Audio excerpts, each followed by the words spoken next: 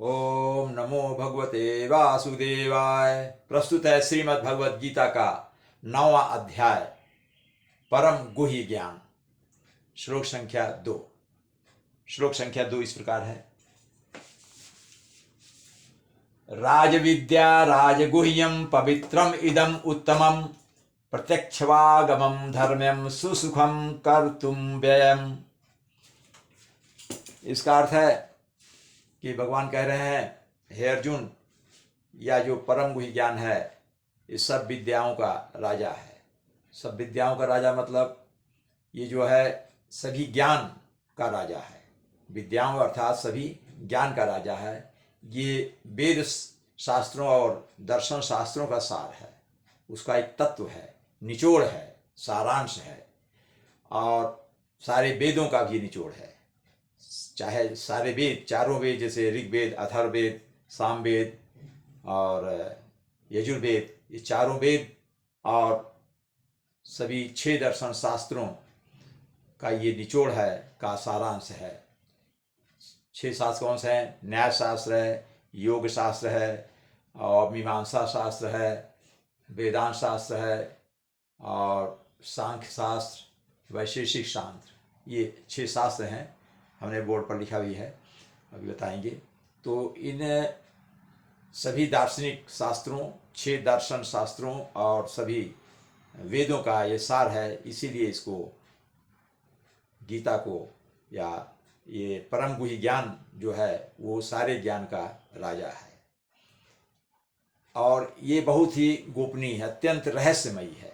ये जो ज्ञान है बहुत ही रहस्यमयी है और परम शुद्ध है, क्योंकि ये आत्मा की प्रत्यक्ष अनुभूति कराता है और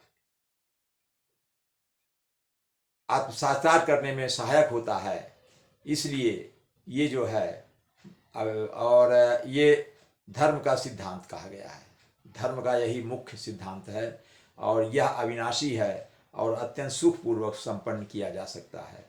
तो इसमें भगवान ने परम गुह्य ज्ञान की बात बताई है और उसमें भक्ति को महत्व दिया है। तो इसमें देखते हैं शब्दों का। राजविद्या मतलब विद्याओं में राजा।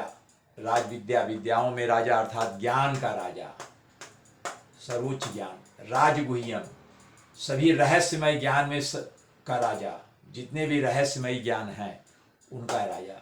पवित्रम इदम उत्तमम, पवित्रम इदम उत्तमम, 3 शब्द हैं। पवित्र है, ये बहुत ही पवित्र है, शुद्ध है। इदम मतलब यह, उत्तम बहुत ही श्रेष्ठ है। प्रत्यक्ष वागमम, प्रत्यक्ष प्लस अवगमम, प्रत्यक्ष रूप से अनुभूत किया जाने वाला है। प्रत्यक्ष रूप से इसको समझा जा सकता है, इसकी अनुभूति की जा सकती है। धर्म्यम, ये धर्म का प्रतीक है। सुसुखम, बहुत ही सुखदायक है, ये परम ज्ञान सुखदायक है।